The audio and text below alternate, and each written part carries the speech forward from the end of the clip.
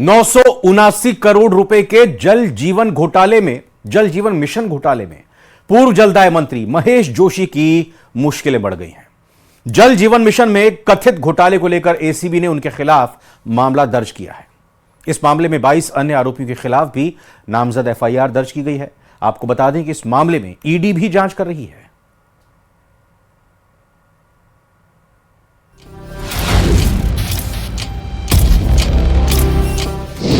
जल जीवन मिशन घोटाले में एसीबी का एक्शन।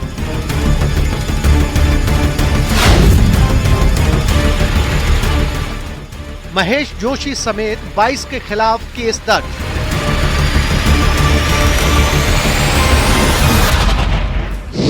जोशी से जल्द हो सकती है एसीबी की पूछताछ।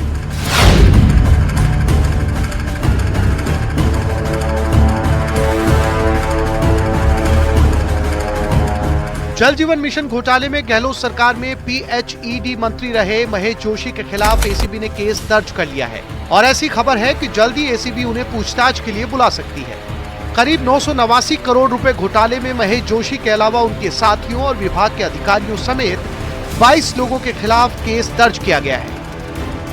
एसीबी की विजिलेंस विंग के प्रभारी एडिशनल एसपी बिश्नाराम बिश्नोई की तरफ से दी गई शिकायत पर यह मामला दर्ज किया गया है, जिसकी जांच की जिम्मेदारी एडिशनल एसपी पुष्पेंद्र सिंह राठौड़ को सौंपी गई है। एसीबी की एफआईआर में जिन लोगों के नाम शामिल हैं उनमें महेश जोशी के अलावा जल जीवन मिशन के वित्तीय सलाहकार सुशील शर्मा, तत्कालीन मुख्य अभियंता आर.के. मीणा, तत्कालीन मुख्य अभियंता दिनेश गोयल का नाम भी शामिल है। इसके अलावा शाहपुरा की गणपति ट्यूबवेल कंपनी के संचालक महेश मित्तल, श्याम ट्यूबवेल कंपनी शाहपुरा के संचालक पदमचंद जैन, मध्य प्रदेश की इरकॉन इंटरनेशनल कंपनी के ऑफिस सहायक मुकेश पाठक, संजय बड़ाया का नाम भी शामिल है। शिकायतें प्राप्त हुई थी कि जल जीवन मिशन में काफ़ी वृहद स्तर पे घोटाले हुए हैं और इस बारे में कई शिकायतें पे हम लोगों ने प्रारंभिक जो जांच होती है उसको वेरीफाई किए फैक्ट्स। उसके बाद हमने 17A prevention of corruption act में सरकार के पास परमिशन के लिए भेजा। तो परमिशन 22 लोगों की आई, उस पर हमने प्रकरण दर्ज किया। महेश जोशी जी का भी नाम पूर्व मंत्री रहे जी, उसमें 22 अभियुक्तों में उनका नाम। छापेमारी के दौरान जब्त फाइलें और गिरफ्तार आरोपियों से पूछताछ में ये सामने आया है कि जल जीवन मिशन के तहत जो काम हुए उनमें भ्रष्टाचार हुआ है। ये बात भी सामने आई कि शाहपुरा की श्री गणपति ट्यूबवेल कंपनी के प्रोपराइटर महेश मित्तल और श्री श्याम ट्यूबवेल कंपनी के proprietor Padamchand Jain IRCON international limited company के फर्जी प्रमाण पत्र तैयार कर अलग अलग जगहों पर टेंडर हासिल कर रहे थे। जैसे हमारी तफ्तीश होगी वैसे जब हमें पता चलेंगे कि और कुछ और नाम भी हैं इसमें, तो उनको भी हम लोग 17A के लिए सरकार को भेजेंगे और जिनके नाम पहले भेजे हुए हैं उनके बारे में उनको स्मरण पत्र भेजेंगे कि अब इनका नाम तफ्तीश पे आ रहा है तो इनकी 17A की परमिशन दी जाए। जांच के बाद एसीबी ने भ्रष्टाचार की बात मानी है। साथ ही इस बात की तस्दीक भी की गई है कि पीएचईडी अफसरों की मिलीभगत से ट्यूबवेल फर्म के संचालकों ने टेंडर भरे और निविदा में हिस्सा लिया। आरोप है कि जानकारी होने के बाद भी पीएचईडी के अफसरों ने इन फर्मों पर कोई कार्रवाई नहीं की, बल्कि करोड़ों रुपए के बिलों का भुगतान कर अवैध लाभ पहुंचाया। बहरहाल अब महेश जोशी का नाम एफआईआर में शामिल हो चुका है और जैसे जैसे तफ्तीश आगे बढ़ेगी और कई चेहरे भी सामने आ सकते हैं। जयपुर से न्यूज़ 18 राजस्थान के लिए विष्णु शर्मा की रिपोर्ट।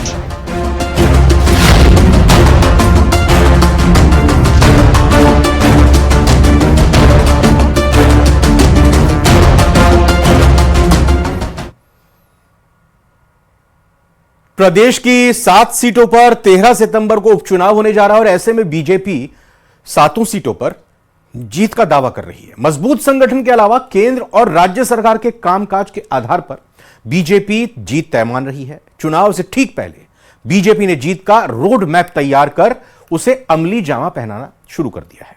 प्रदेश पदाधिकारियों, पन्ना प्रमुख और स्टार प्रचारकों की टीम के जरिए 40 स्टार प्रचारकों की टीम के जरिए जीत की तैयारी की जा रही है।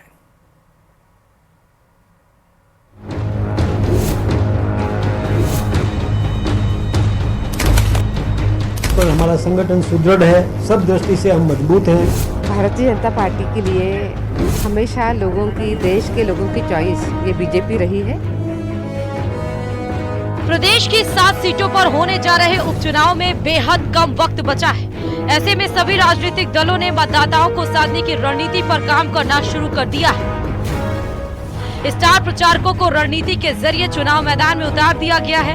भाजपा के प्रदेशाध्यक्ष मदन राठौड़ उपचुनाव में जीत का दावा कर रहे हैं। मदन राठौड़ की माने तो चुनाव जीतने के लिए पार्टी का रोड मैप तैयार है। हमारी तैयारी कोई अचानक नहीं हुई है। हमारी तैयारी है, हमारा बूथ मैनेजमेंट, हमारा पन्ना प्रमुख की नियुक्ति, हमारे मंडल और स्तर पर हमारा संगठन सुदृढ़ है, सब दृष्टि से हम मजबूत हैं। तो हम उस आधार पर, और फिर राजस्थान और केंद्र सरकार के जो बजट है, उनकी जो घोषणाएं जो हमने विकास की है, वो आधार हमारा रहेगा। जनता के बीच में जाकर के हमने ये सब जनता को बताया है और जनता समझती है, सब देखती है। कांग्रेस ने जो पहले जो भ्रम पैदा किए थे, वो भ्रम का निवारण भी हो गया है, इसलिए जनता अब हमारे साथ है। आइए आपको बताते हैं कि बीजेपी किस रणनीति के तहत जीत की तैयारी कर रही है। बीजेपी ने पन्ना प्रमुख, बूथ प्रमुख को मैदान में उतारा है। ये सभी मतदाता के घर घर जाकर दस्तक दे रहे हैं। मतदाताओं को विकास का विजन पत्र भेजा जा रहा है।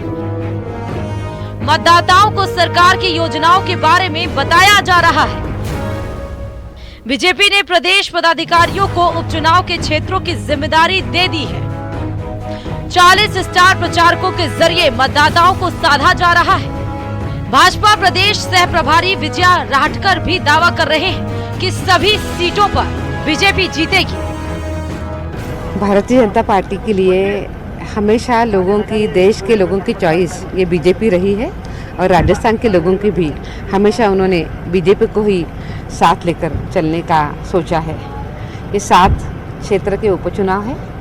बीजेपी की वैसे एक ही सीट है, हम तो वो पक्का जीतेंगे ही, पर हमारी एक ही सीट है।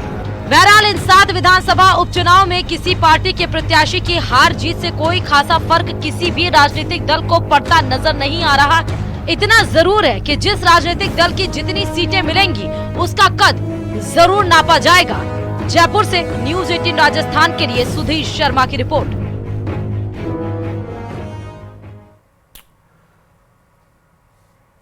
देवली उनियारा उपचुनाव में निर्दलीय प्रत्याशी नरेश मीणा प्रचार में जुटे हैं। हरीश मीणा पर टिकट बेचने का आरोप लगाते हुए नरेश मीणा ने कहा कि बीजेपी विचारधारा के केसी मीणा को हरीश मीणा ने टिकट दिलाकर भ्रष्टाचार किया है। कांग्रेस के करीब 15 दावेदारों को दरकिनार कर ऐसे व्यक्ति को टिकट दिलाया जिसे कोई जानता ही नहीं है। नरेश मीणा ने कहा कि यहां पुलिस बिना पैसे काम नहीं करती। बनास नदी की बजरी देवली उनियारा के लोगों को नहीं मिलती। मंगलवार को दर्जनों गांवों का उन्होंने दौरा किया।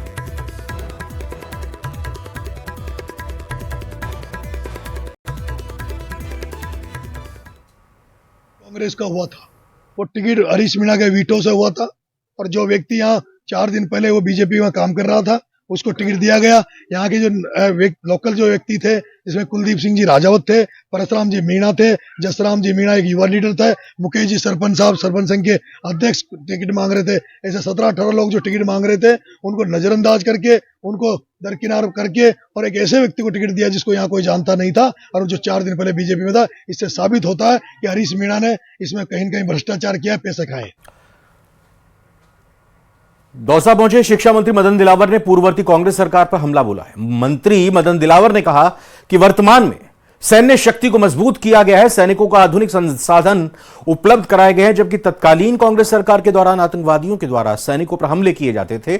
उस दौरान बड़ी संख्या में सैनिकों की हत्या हुई और उसकी जिम्मेदारी या कहीं कि उसकी जिम्मेदार कांग्रेस है। मंत्री दिलावर ने राजस्थान की सभी 7 सीटें जीतने का दावा किया है। अपराधियों पर कड़ी कार्रवाई की जाती है और अपराध तो सृष्टि जब से बनी है तब से छोटे मोटे होते रहे हैं, लेकिन हम ये कह रहे हैं कि भारतीय जनता पार्टी के राज में न्यूनतम अपराध होंगे और न्यूनतम को भी कम करने का और प्रयास भारतीय जनता पार्टी का रहता है।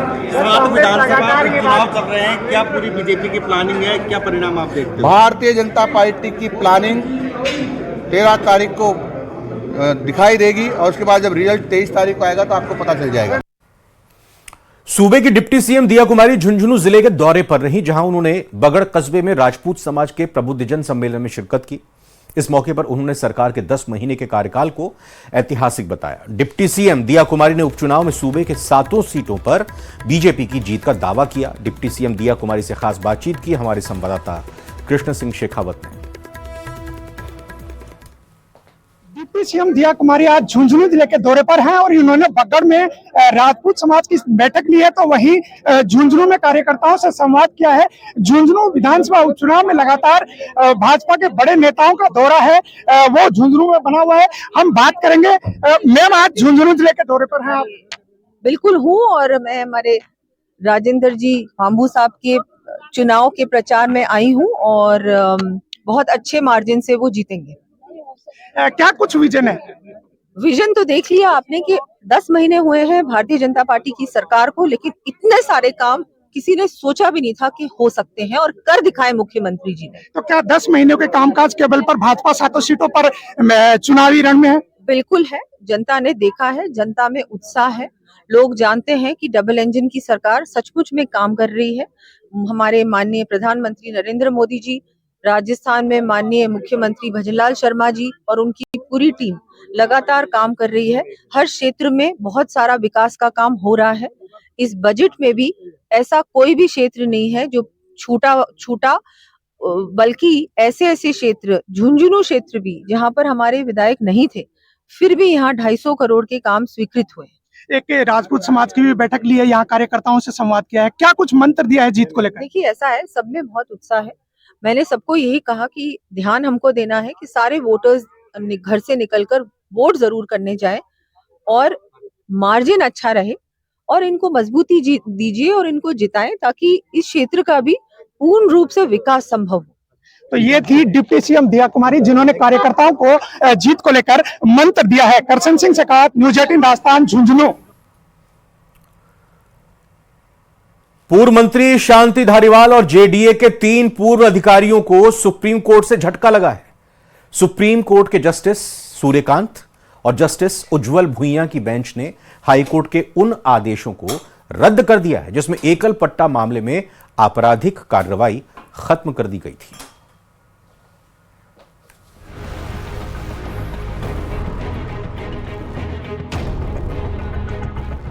एकल पट्टा केस में शांति धारीवाल को झटका। सुप्रीम कोर्ट ने हाई कोर्ट के फैसले पर लगाई रोक।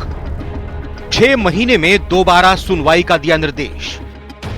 सुप्रीम कोर्ट से विधायक शांति धारीवाल समेत जेडीए के तत्कालीन 3 अधिकारियों को झटका लगा है। करीब 10 साल पुराने केस में आरटीआई एक्टिविस्ट अशोक पाठक ने इस मामले में सुप्रीम कोर्ट में एसएलपी यानी स्पेशल लीव पिटीशन दायर की थी, जिस पर सुनवाई करते हुए कोर्ट ने यह हाई कोर्ट के उस फैसले को रद्द कर दिया है जिसमें शांति धारीवाल समेत जेडीए के 3 पूर्व अधिकारियों को एकल पट्टा केस में राहत मिल गई थी। ये मामला एक प्रिवेंशन ऑफ करप्शन एक्ट का है, एक लैंड अलॉटमेंट का प्लॉट का जयपुर के अंदर, जो काफ़ी बड़ा था और मात्र कुछ कम पैसों के अंदर कुछ डील हुई होगी। तो उसके अंदर राजस्थान पुलिस एसीबी ब्रांच ने एफआईआर दर्ज करी। एफआईआर के बाद में इन्वेस्टिगेशन करने के बाद चार्जशीट्स फाइल हुई हैं और नॉर्मल कोर्स के अंदर केस चलता है। पेंडिंग जब ये ट्रायल कोर्ट में है तो सडनली पुलिस की तरफ से क्लोजर रिपोर्ट्स आने लग पड़ती हैं, विड्रॉल एप्लीकेशंस आने लग पड़ती हैं। तो इसमें पिटिशनर ने एक प्रोटेस्ट पिटीशन भी फाइल करी कि ये गलत प्रक्रिया है और इनके खिलाफ नहीं बल्कि और भी के खिलाफ इसमें जांच होनी चाहिए, जो कि मंत्री और अलग अलग पद पे बैठे हैं। उसमें ऑर्डर में आया कि 6 महीने के अंदर इस केस को, ये ऑर्डर तो अब कन्वे हो जाएगा। सुप्रीम कोर्ट ने हाई कोर्ट के 17 जनवरी 2023 और 15 नवंबर 2022 को दिए दोनों आदेश रद्द कर दिए हैं। दरअसल 17 जनवरी 2023 के आदेश से हाई कोर्ट ने तत्कालीन एसीएस जीएस संधू, डिप्टी सचिव निष्काम दिवाकर और जोन उपायुक्त ओंकार मल सैनी के खिलाफ आपराधिक कार्रवाई को बंद कर दिया था। दरअसल एकल पट्टा मामले में एसीबी की 3 क्लोजर रिपोर्ट को एसीबी कोर्ट ने खारिज कर दिया था। इतना ही नहीं, कुछ बिंदुओं पर डीआईजी स्तर के अधिकारी से जांच के निर्देश भी दिए थे, लेकिन तीनों ही क्लोजर रिपोर्ट में एसीबी ने एकल पट्टा प्रकरण में किसी भी तरह की अनियमितताएं नहीं पाई, जिसके बाद एसीबी ने हाईकोर्ट में अपील की, जहां से सभी आरोपियों को राहत मिल गई। क्वेश्चन ऑफ लॉ के ऊपर थे यहाँ पे कि जिस तरीके से ये एब्सर्डिटी हो रही है, तो हमने प्रोटेस्ट पिटीशन दिया। जिसके संज्ञान में ट्रायल कोर्ट में मैटर है, वहाँ पे एप्लीकेशन पेंडिंग है। उन्होंने वहाँ पे एप्लीकेशन के अंदर इनकी विड्रॉल एप्लीकेशन जो रिजेक्ट करी, उसके अंदर ये सारी चीजें बताई कि ये जो फंडामेंटल इन्वेस्टिगेशंस हैं वो आपने करी नहीं। उन्होंने फिर ऑब्जर्वेशंस भी पास करे हैं इन्वेस्टिगेटिंग ऑफिसर के खिलाफ, बट उसके बीच में इन्होंने क्वेश्चन पिटीशन डाल दी कि हमारा समझौता हो गया है कंप्लेनेंट के साथ में। तो ये करप्शन के केसेस हैं, आप कंप्लेनेंट के साथ में समझौता करें, मतलब एक आप प्रक्रिया के साथ में खिलवाड़ है ये। So this should not be permitted. There is a process of law, rule of law, don't interfere with it. आइए अब आपको बताते हैं कि क्या है एकल पट्टा प्रकरण। 29 जून 2011 को जयपुर विकास प्राधिकरण ने गणपति कंस्ट्रक्शन के प्रोपराइटर शैलेंद्र गर्ग के नाम एकल पट्टा जारी किया था, जिसकी शिकायत परिवादी रामशरण सिंह ने 2013 में एसीबी में की। एसीबी में शिकायत के बाद तत्कालीन एसीएस जीएस संधू, डिप्टी सचिव निष्काम दिवाकर, जोन उपायुक्त ओंकार मल सैनी, शैलेंद्र गर्ग और 2 अन्य आरोपियों की गिरफ्तारी हुई थी। इनके खिलाफ एसीबी कोर्ट में चालान पेश किया था। मामला बढ़ने पर विभाग ने 25 मई 2013 को एकल पट्टा निरस्त कर दिया था। एकल पट्टा प्रकरण में तत्कालीन वसुंधरा सरकार के समय 3 दिसंबर 2014 को एसीबी ने मामला दर्ज किया था। आरोपियों के खिलाफ चालान भी पेश किया था। उस समय तत्कालीन यूडीएच मंत्री शांति धारीवाल से भी पूछताछ की गई थी। प्रदेश में सरकार बदलते ही गहलोत सरकार में एसीबी ने मामले में 3 क्लोजर रिपोर्ट कोर्ट में पेश कर दी थी। तीनों क्लोजर रिपोर्ट में सरकार ने इस मामले में पूर्व आईएएस जीएस संधू, पूर्व आरएएस निष्काम दिवाकर और ओंकार मल सैनी को क्लीन चिट दी थी। जानकारी की माने तो भजनलाल सरकार ने भी सुप्रीम कोर्ट में 22 अप्रैल 2024 को जवाब पेश करते हुए धारीवाल समेत दूसरे सभी आरोपियों को क्लीन चिट देते हुए कहा था कि एकल पट्टा प्रकरण में कोई मामला नहीं बनता। लेकिन कुछ दिन पहले ही सरकार ने अपने जवाब से यू टर्न लेते हुए सुप्रीम कोर्ट में नया एफिडेविट पेश किया है। बहरहाल सुप्रीम कोर्ट ने आदेश में साफ कर दिया है कि इस मामले में हाई कोर्ट दोबारा सुनवाई करे और 6 महीने में फैसला दे। Bureau report, news 18 Rajasthan. प्रदेश में धर्मांतरण के बढ़ते मामलों को देखते हुए भजनलाल सरकार धर्मांतरण कानून लाने पर विचार कर रही है, जिसके लिए विधि विभाग विचार विमर्श की बात कर रहा है। कानून मंत्री जोगाराम पटेल का साफ कहना है कि दबाव में हो या फिर लालच में हो, धर्मांतरण कराना पूरी तरह से गलत है और सरकार इसके खिलाफ है।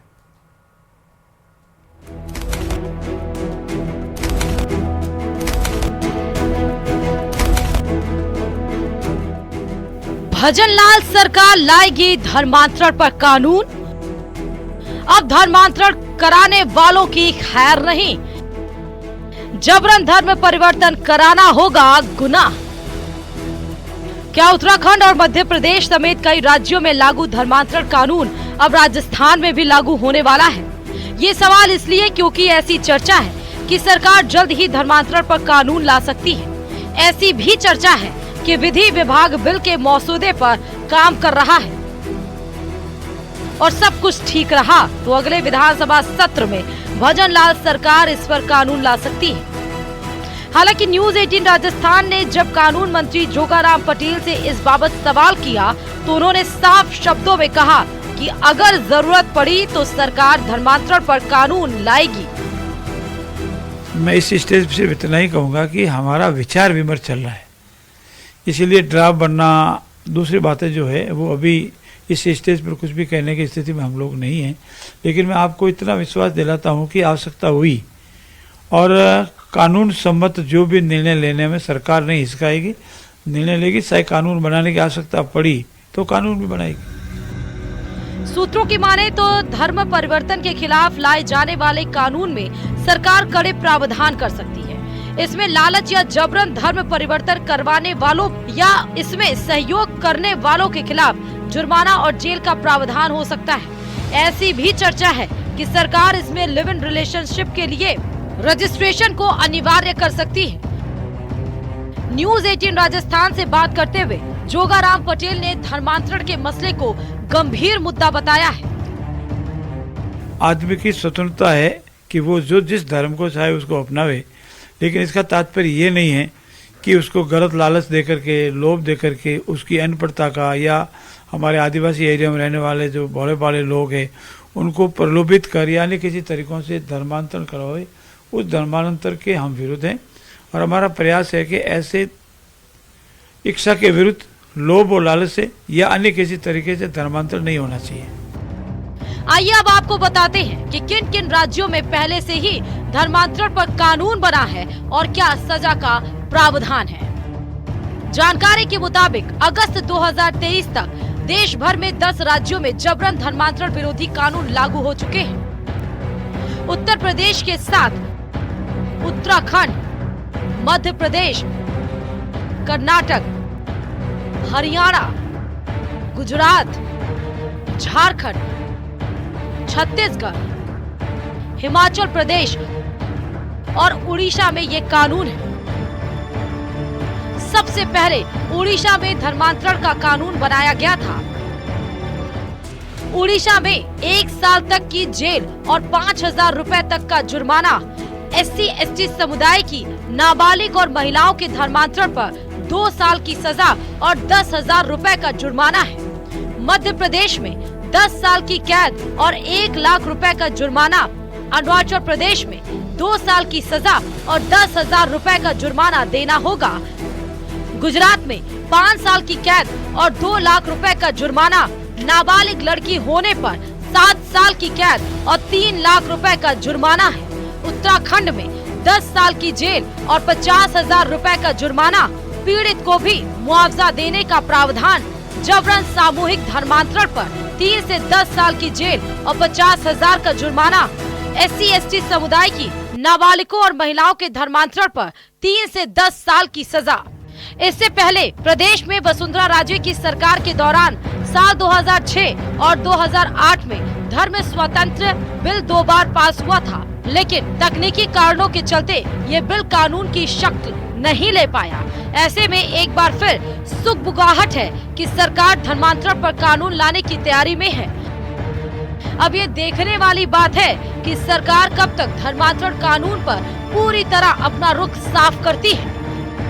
न्यूज़ 18 राजस्थान के लिए जयपुर से रोशन शर्मा की रिपोर्ट।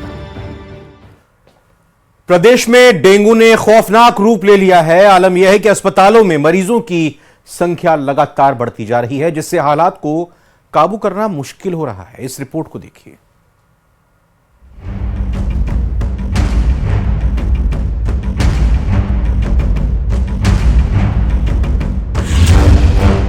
प्रदेश में डेंगू का बढ़ता कहर।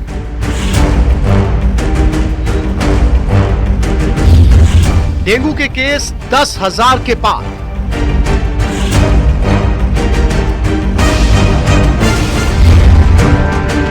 डूंगरपुर में डेंगू से तीसरी मौत।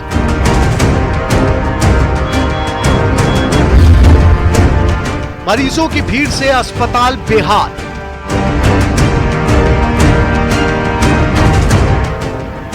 मरुधरा में डेंगू आउट ऑफ कंट्रोल हो चुका है। डेंगू का सबसे ज्यादा प्रकोप राजधानी जयपुर, उदयपुर, डूंगरपुर और कोटा जिले में देखने को मिल रहा है। इसके बाद चिकित्सा विभाग में भी हड़कंप मचा हुआ है।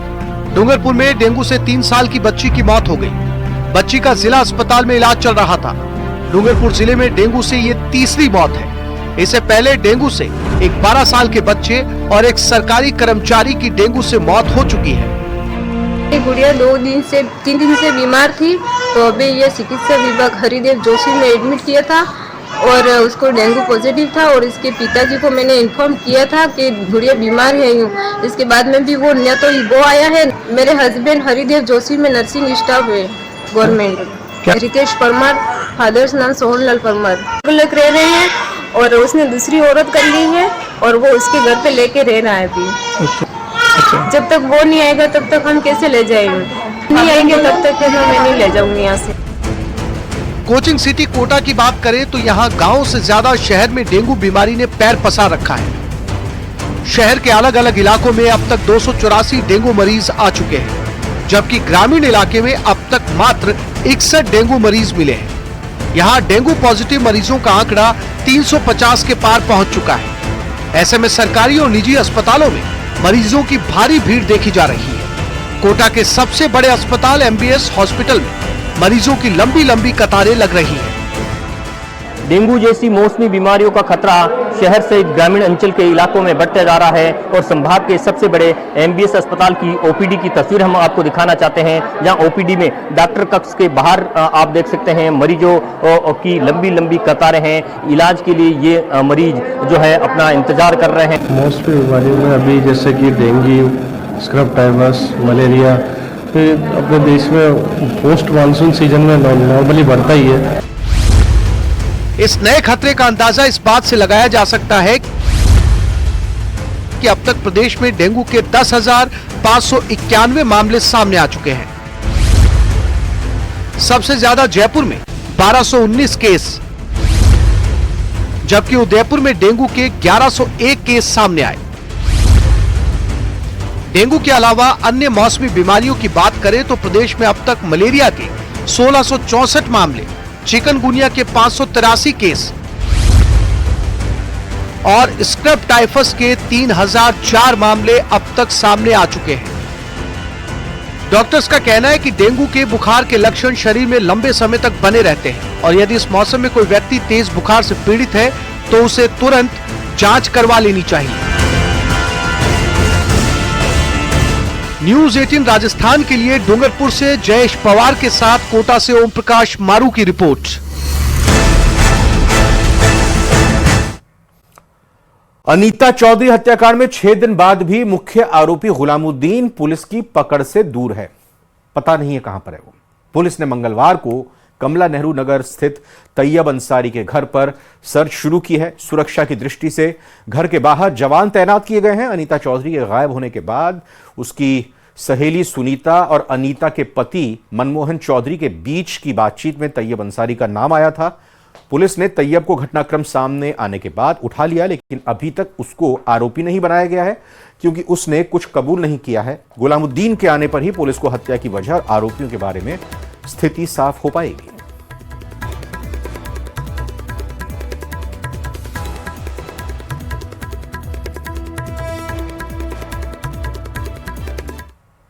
एक ओर जहां हनुमानगढ़ जिला प्रशासन और पुलिस ने नशा मुक्ति अभियान चलाया हुआ है, वहीं दूसरी ओर चंद रुपयों के लालच में रोडवेज बस ड्राइवर बेरोक टोक अवैध पार्सल्स को एक स्थान से दूसरे स्थान पर पहुंचा रहे हैं, जिनमें नशीला पदार्थ और हथियार भी हो सकते हैं।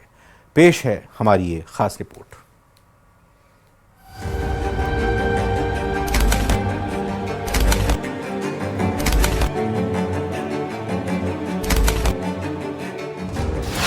रोडवेज बसों में महफूज नहीं सफर।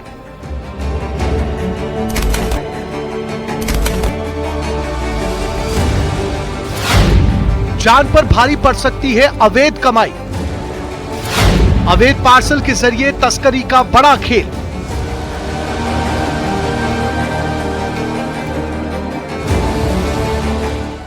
प्रदेश की रोडवेज और लोक परिवहन की बसों में सफर करने वाले यात्री महफूज नहीं है।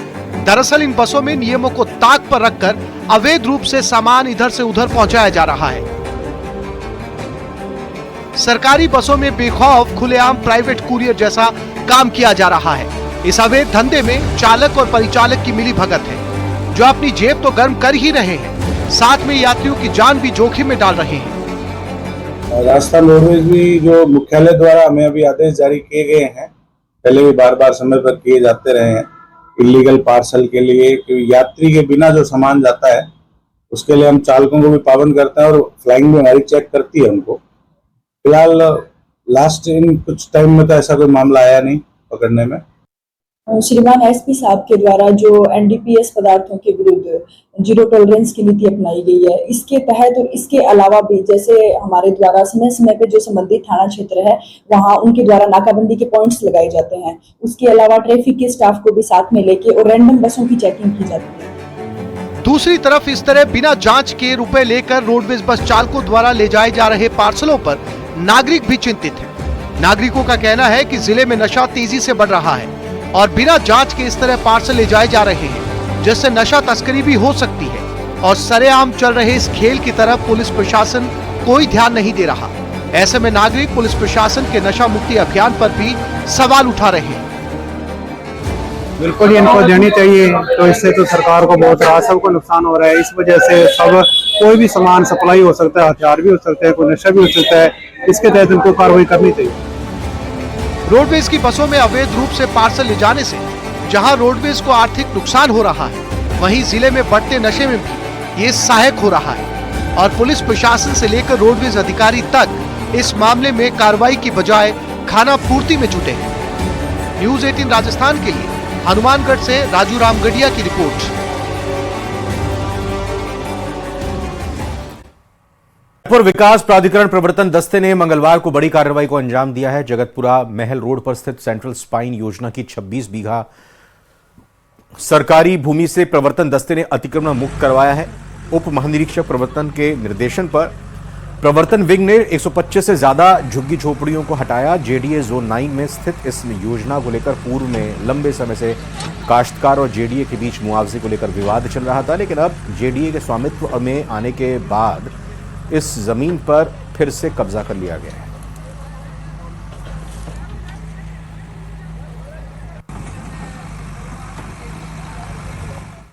कोटा नगर निगम अतिक्रमण के खिलाफ एक्शन मोड में है।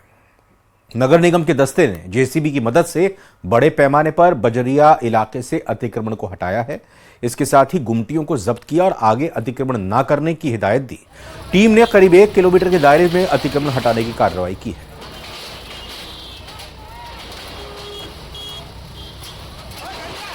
तो ये अतिक्रमण हटाने की कार्रवाई को अंजाम दिया गया है कोटा नगर निगम की तरफ से। ये एक्शन मोड लगातार देखने में हाल फिलहाल के दिनों में दिख रहा है और नगर निगम का दस्ता पहुंचा। जेसीबी की मदद से जो भी अतिक्रमण बीच सड़क पर किए गए हैं या दुकानदारों ने अपने दायरे को बढ़ाते हुए इस तरह के स्ट्रक्चर खड़े कर लिए हैं, उनको तोड़ा गया। ये बजरिया इलाके में अतिक्रमण हटाया गया।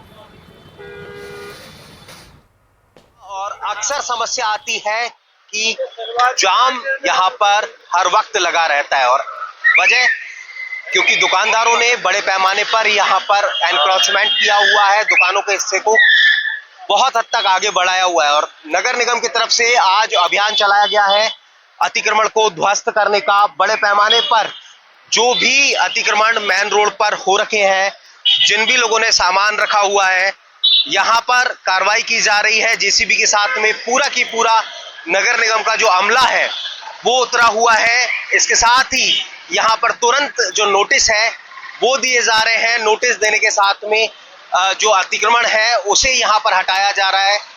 स्टेशन एरिया कोटा का प्रवेश द्वार है जो कोटा की सुंदरता को काफी दबा रहा था। यहाँ पर जो अस्थायी अतिक्रमण थे, बोडियां, छोले भटूरे की, फूल मालाओं की, फल विक्रेताओं के ठेले वेले ऐसे थे जो हमेशा के लिए खड़े रहते थे स्थायी, चाहे उस पर वो दुकान लगाए चाहे नहीं लगाए। ऐसी स्थिति में हमेशा जाम की स्थिति बनी रहती थी। यात्रियों को जो कोटा में स्टेशन के लिए ट्रेन पकड़ने जाते थे उनकी ट्रेनें छूट जाती थी। जाम के कारण आने वाले बाहर से आने वाले यात्रियों को कोटा का काफी गंदा नजारा देखने को मिलता था।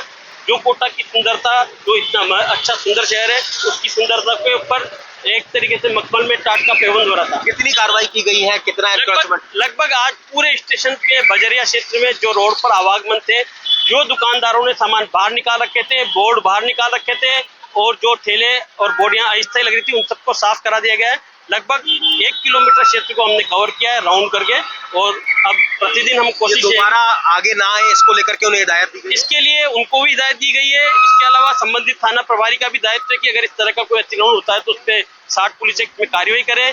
और येलो लाइन जो हमारे डला दी गई है, उस येलो लाइन के बाहर अगर कोई वाहन खड़ा होता है तो उसका नो पार्किंग में और ट्रैफिक पुलिस और थाना प्रभारी उसको जिम्मेदारी से इसको सुनिश्चित करे।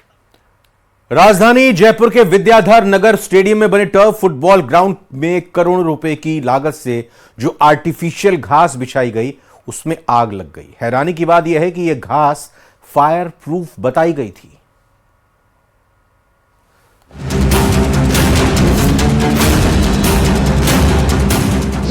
इंटरनेशनल फुटबॉल ग्राउंड पर लगी आग। बेल्जियम से आई करोड़ों की घास जलकर खाक।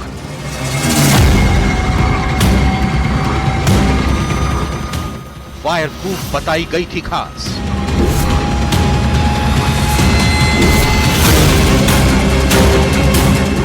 यह राजधानी जयपुर का विद्याधर स्टेडियम, जहां बने टर्फ फुटबॉल ग्राउंड पर बिछी करोड़ों रुपए की घास जलकर खाक हो गई। हालांकि अभी तक साफ नहीं है कि आग कैसे लगी, लेकिन आशंका जताई जा रही है कि दिवाली के पटाखों से ग्राउंड में आग लगी होगी। जयपुर के विद्याधर नगर स्टेडियम में बना ये फुटबॉल ग्राउंड अंतर्राष्ट्रीय स्तर का है और 13 करोड़ की लागत से तैयार किया गया था। राजस्थान फुटबॉल एसोसिएशन के सचिव दिलीप सिंह की माने तो जल्द ही ग्राउंड को दुरुस्त करवाया जाएगा।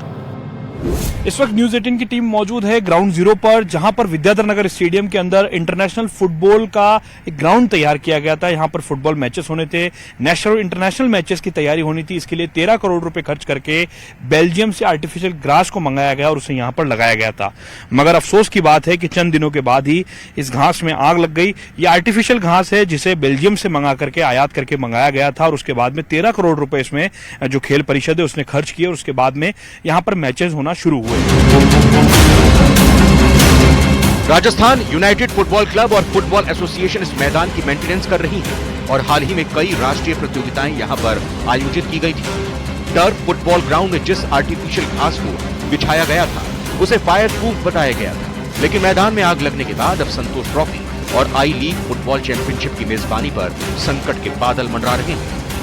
आप देख पा रहे हैं ये पूरा का पूरा फुटबॉल ग्राउंड का जो मेन हिस्सा है, जो मुख्य भाग है, वो आग की चपेट में आ चुका है। यहाँ पर जो लोग हैं वो कोई भी कैमरे पर कुछ भी कहने के लिए तैयार नहीं है ऑफिशियली रूप से, लेकिन जो कैमरे के पीछे से कहानी सामने आ रही है वो ये है कि दीपावली के मौके के अवसर पर कोई फटाका बताया जा रहा है कि यहाँ पर छूट गया, ऐसी बात बताई जा रही है, जिसके चलते यहाँ पर जो है इतनी आग जो है वो लग गई, जिसके बाद में पूरे स्टेडियम के आसपास, इस पिच के आसपास